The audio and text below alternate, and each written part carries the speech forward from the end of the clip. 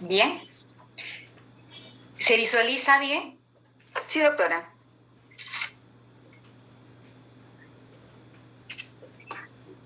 Un segundito, creo que hay que ampliar esta acá, ¿no?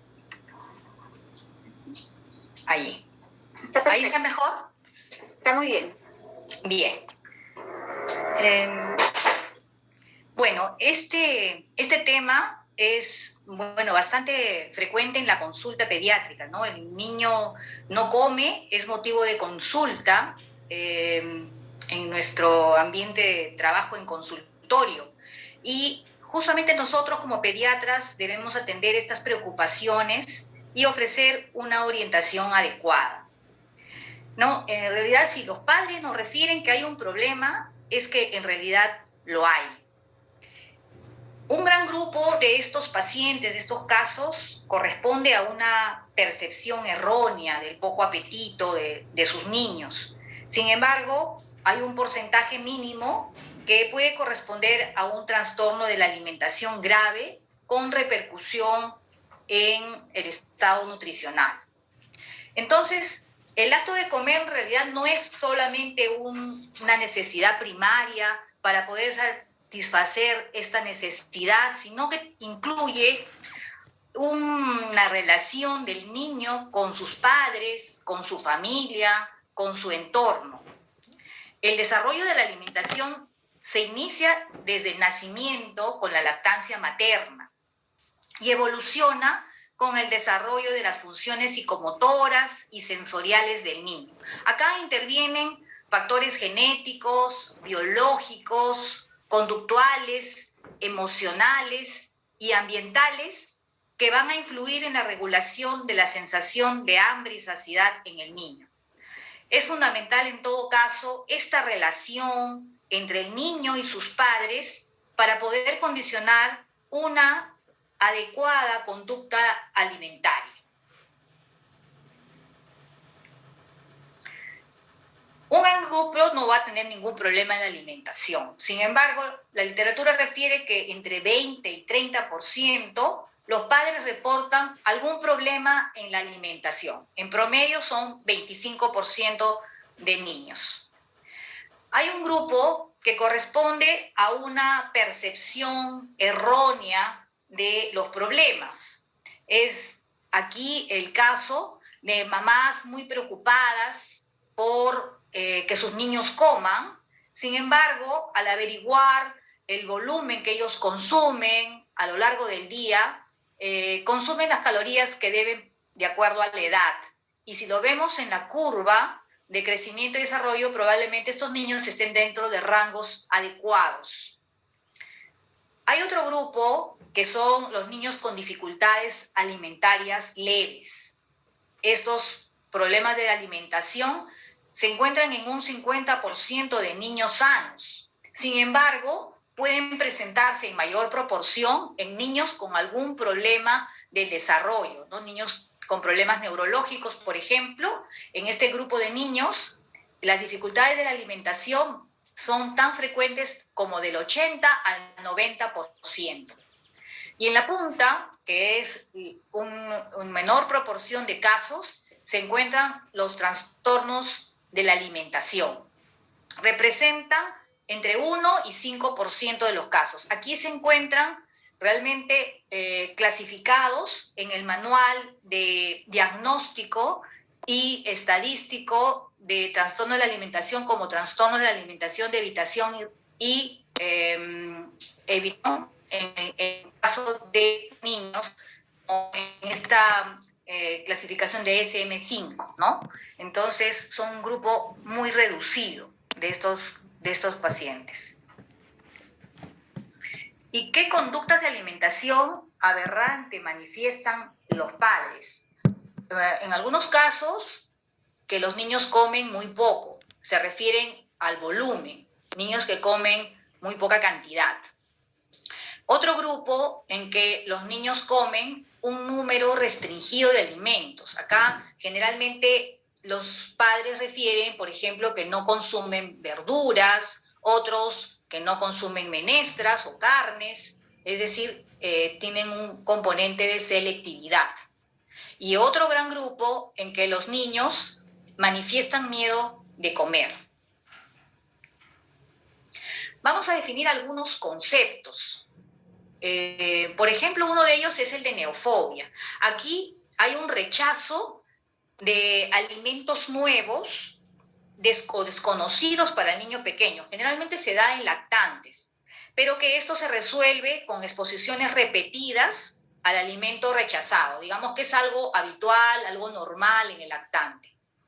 Tenemos otro término que se emplea, que es la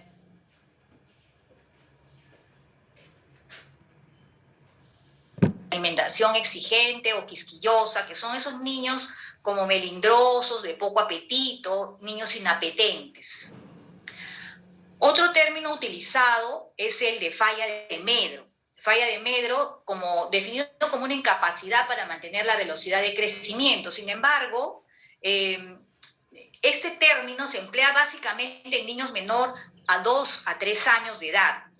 Se puede decir que un niño con falla de Medro en este rango de edad tiene un peso para la edad menos de percentil 3 a 5 en más de una ocasión. También se puede decir en casos que el peso sea menor al 80% del peso para la edad ideal, o que aquellos niños de esta edad que caen en 2 percentiles a lo largo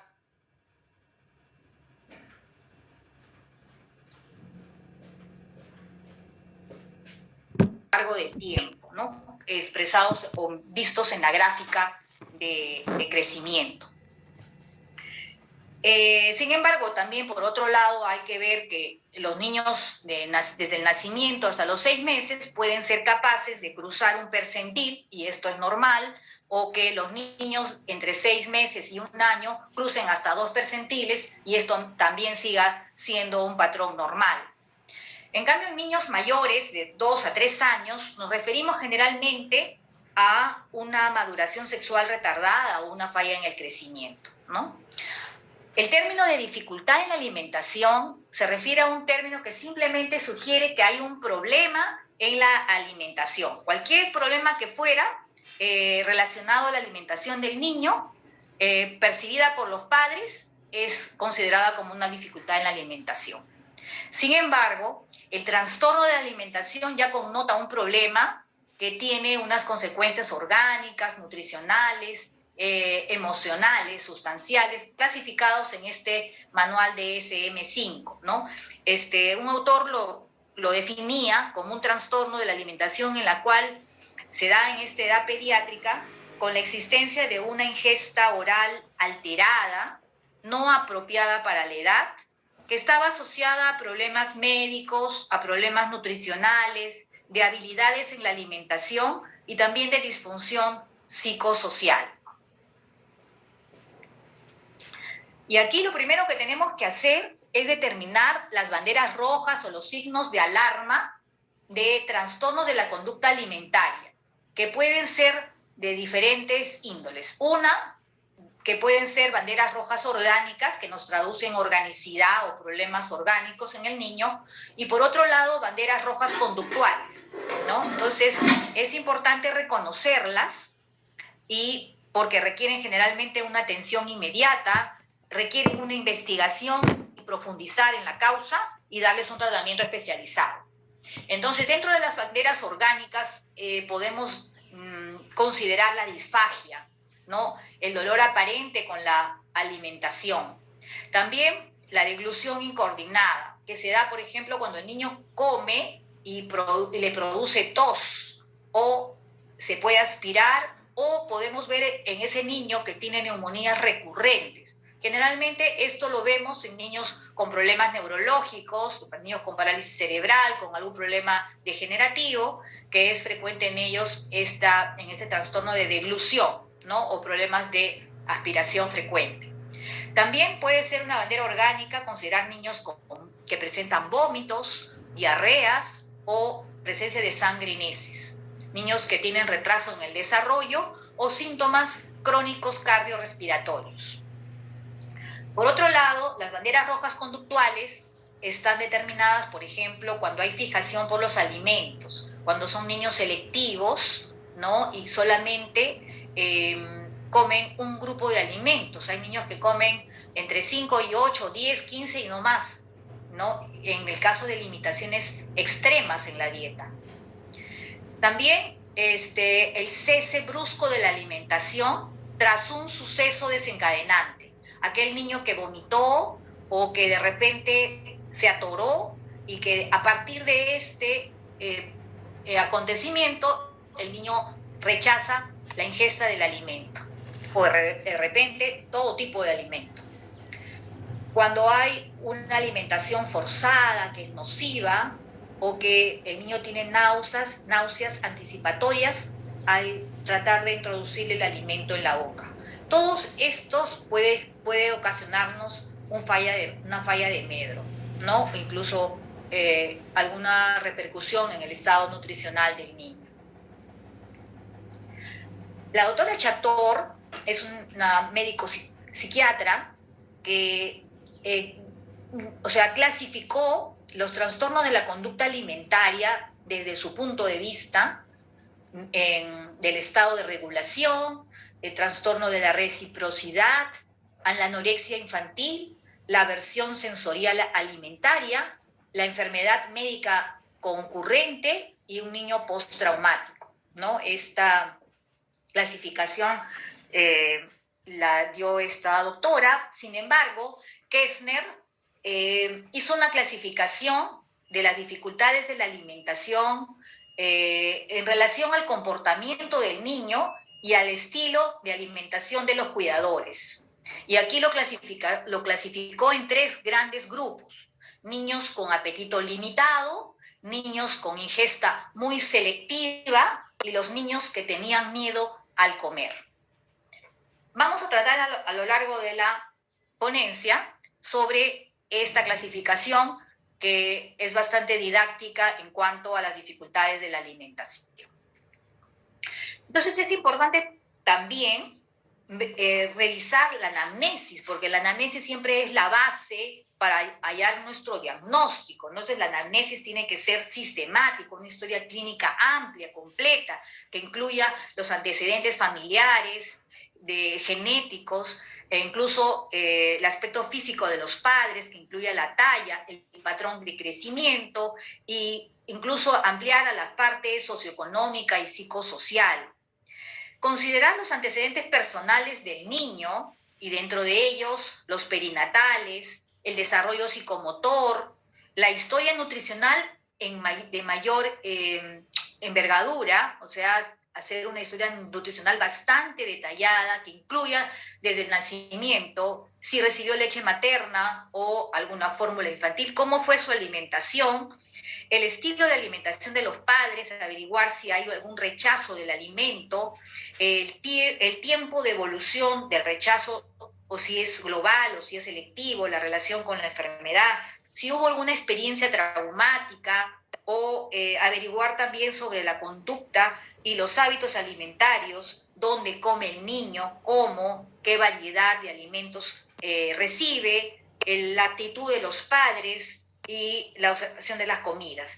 Para eso también podemos hacer un recuento dietético de los últimos 3 días y ver la variedad de alimentos que reciben, el volumen, la frecuencia, o de repente un cuestionario de frecuencia de alimentos y preguntarle, por ejemplo, cuántas veces a la semana come un determinado grupo de alimentos. El examen físico es muy importante, y dentro de ellos la antropometría, que nos permite considerar el peso, la talla del paciente y hallar estos índices de peso para la talla para la edad, incluso medición de los perímetros, ¿no? Perímetro cefálico, braquial, etcétera, para hacer un estudio de la composición corporal. Y dentro del examen físico completo, para poder determinar alguna organicidad de repente, o también para poder determinar alguna deficiencia que se puede manifestar en el examen, ¿no? De la piel, de las faneras, etc. Bueno, después de haber hecho una historia clínica, tenemos que determinar si existen señales de alarma orgánica o señales de alarma conductual, e investigar tanto al niño por un lado y al alimentador por otro. Entonces, si vemos al niño, acá tenemos que ver si se trata de qué grupo de problema de la alimentación. Puede tratarse de un niño con apetito limitado. Y dentro del apetito limitado puede ser ese niño que sea percibido como un niño con apetito limitado, pero corresponde a una percepción errónea. Es decir, que los padres son muy preocupados, a pesar de que su crecimiento es normal. Los padres perciben que sus niños no comen lo que debe, pero al hacer la evaluación nos damos cuenta que tienen un desarrollo de acuerdo a el patrón genético que tienen o de repente de acuerdo a su edad.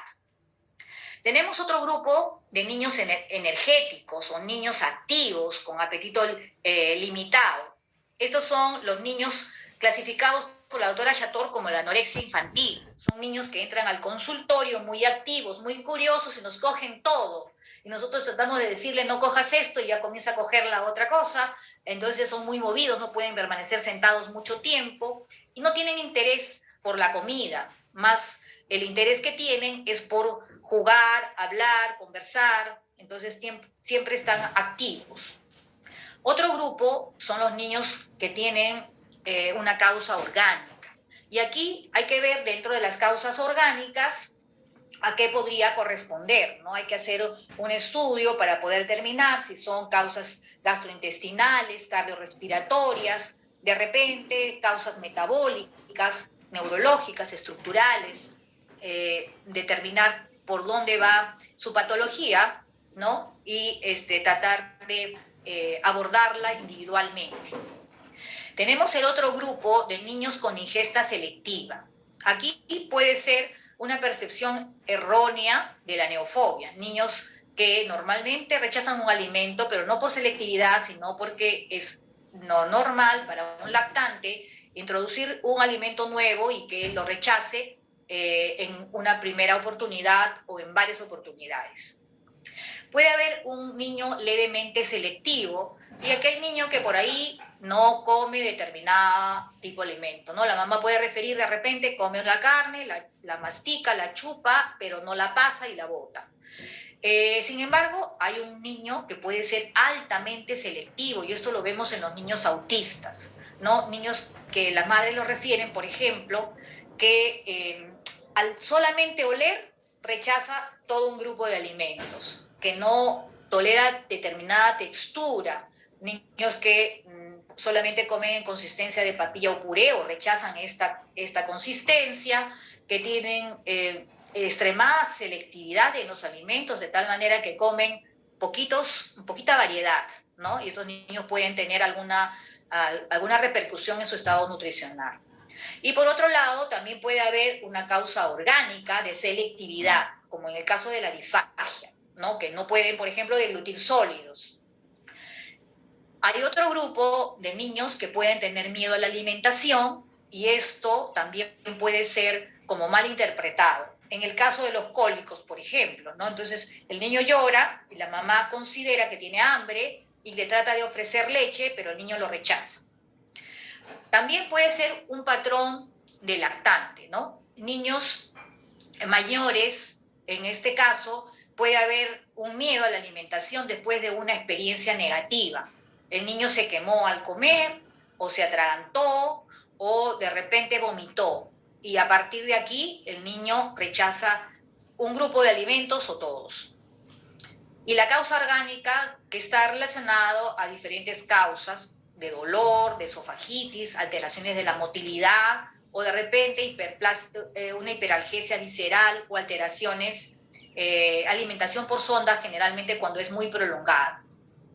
Y en cuanto al alimentador, también existen diferentes estilos, ¿no? Un estilo sensible o responsivo, también un controlador, un muy indulgente y el negligente, que lo vamos a tratar más adelante. Entonces, los factores que van a contribuir a estas dificultades de la atención, que realmente, por un lado, pueden ser más frecuentes en niños prematuros, en niños que tienen reflujo gastroesofágico, en niños que han sido sometidos a ventilación mecánica o con vía oral muy postergada, también pueden ser factores de riesgo. Sin embargo, hay que revisar los 3 grupos grandes, ¿no? Si es dependiente del niño, ver si tiene alguna alteración en el apetito, cómo es su temperamento, si tiene alguna dificultad sensorial o de repente una disfunción oral motora o tenga alguna dolencia aguda o crónica. Por otro lado, la comida, ¿no? Y en cuanto a la comida, ver si se encuentra si es ofrecida en una cantidad apropiada, si es apropiada para el desarrollo, si es nutricionalmente balanceada y si está influenciada por normas culturales. Y en cuanto a los proveedores de la alimentación, acá también ver sobre las prácticas alimentarias, sobre cómo se organiza la familia, si hay conflictos familiares, ¿no? Y si tienen una educación alimentaria adecuada. Para esto es bueno ver la salud mental de los cuidadores, quién cumple este rol materno, no siempre es la madre, si son sensibles los padres a la sensación de hambre y saciedad en el niño, si de repente se involucran demasiado o no se involucran en nada en cuanto a la alimentación.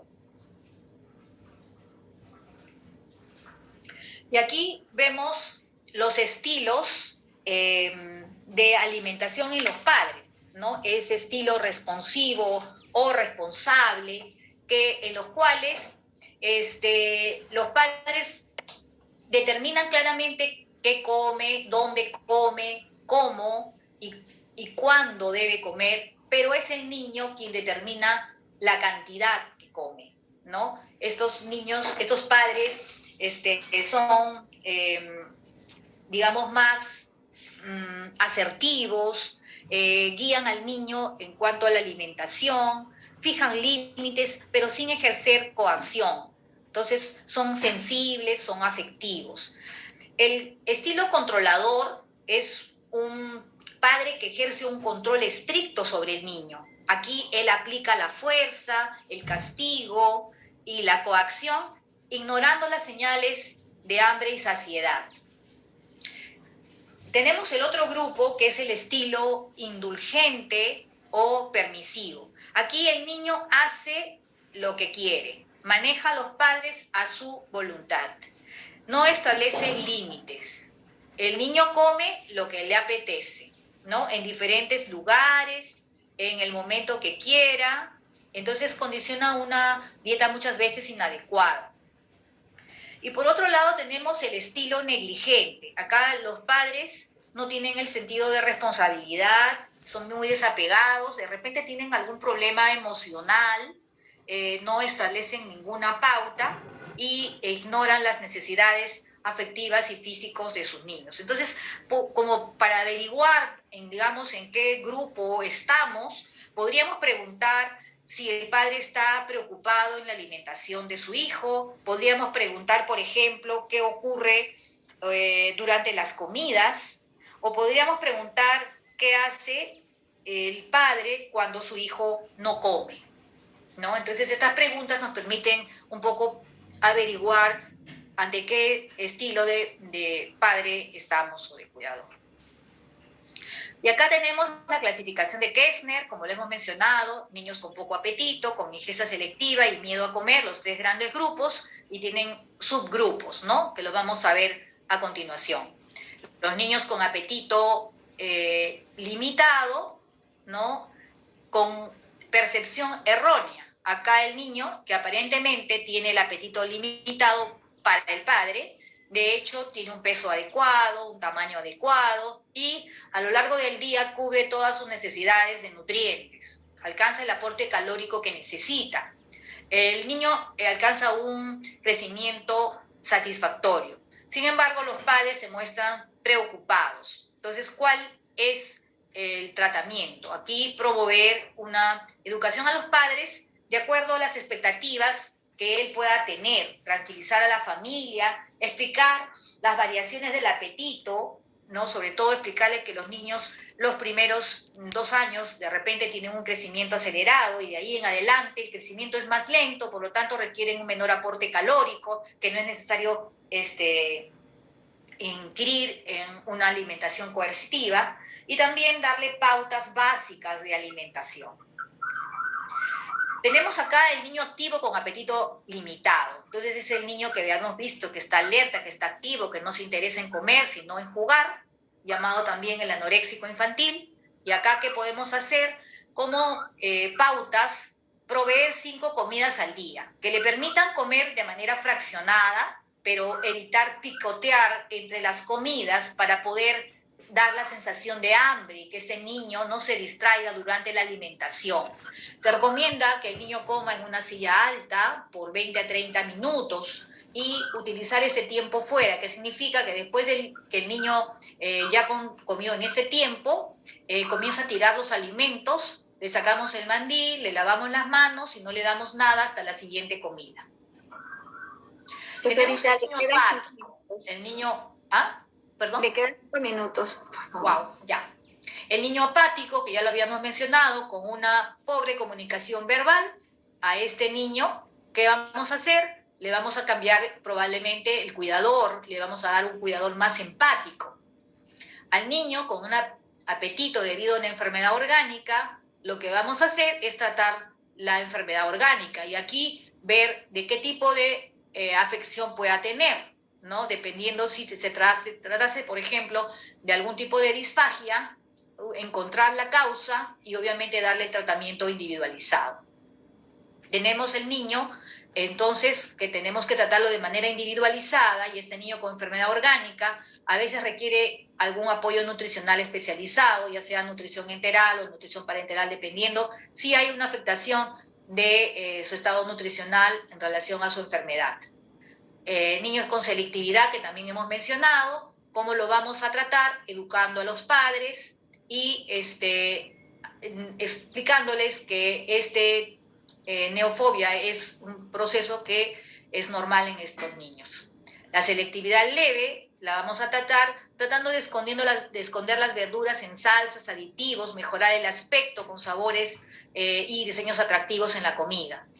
El niño altamente selectivo lo vamos a tratar ofreciendo alimentos que habitualmente acepta y progresando los menos deseados. Esto se llama un encadenamiento de alimentos, sustituir un alimento por otro similar y obviamente paralelamente terapias conductuales. Y la actividad orgánica, obviamente, vamos a tratar la enfermedad y vamos a dar suplementación en el caso del problema, ¿no? Entonces, trastorno de la percepción, ya lo hemos mencionado, el miedo de la alimentación en el lactante, el miedo a la alimentación, el manejo, tratar de calmar al niño cuando presenta alguna alteración, digamos, del niño que tiene un cólico, explicar a la madre que hay otras causas, ¿no? Del llanto y a darle apoyo emocional compartiendo las responsabilidades en la alimentación. En cuanto a la alimentación, el miedo a la alimentación en el niño mayor, acá también hay que moldear el comportamiento alimenticio, de sensibilizar en casos relativamente leves, tratando de alimentarlo cuando esté un poco más relajado, ¿no? Y aquí también se trata de no ejercer una alimentación atemorizante, ¿no?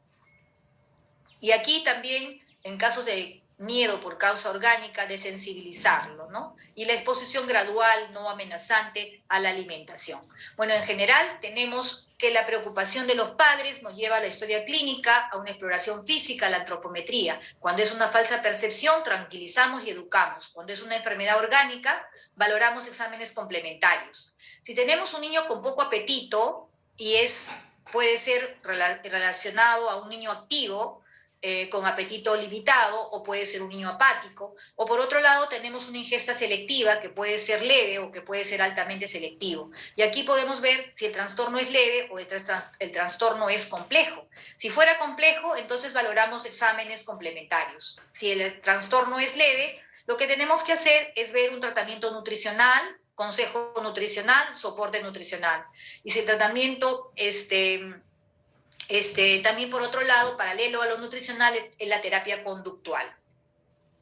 Aquí algunos problemas en la alimentación, algunas que no se deben utilizar, ¿no? Como la alimentación nocturna, darle a alimentar mientras el niño está medio dormido o dormido, Alimentación persecutoria, cuando la madre persigue al niño con la cuchara por toda la casa. La alimentación forzada, cuando se le fuerza al niño a abrirle la boca, tapándole la nariz, o de repente amarrándolo en la silla, o de repente ejerciendo algún tipo de coerción, ¿no? La alimentación mecánica, cuando se alimenta al niño en un horario exacto, rígido. La distracción condicional, cuando el niño se le hace comer con el televisor, con los muñecos, con juguetes, haciéndole show, ¿no? La bolita de por medio. Y las comidas prolongadas. El niño está sentado 2 horas, se le calienta, se le enfría y se le vuelve a calentar y el niño sigue corriendo hasta que no termine el plato, no sale de su silla.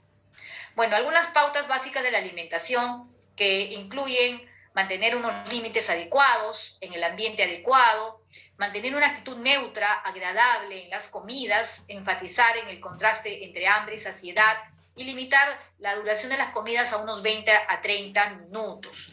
5 comidas al día como un fraccionamiento adecuado, dándole solamente agua entre las comidas, servir alimentos apropiados para la edad en cantidades apropiadas.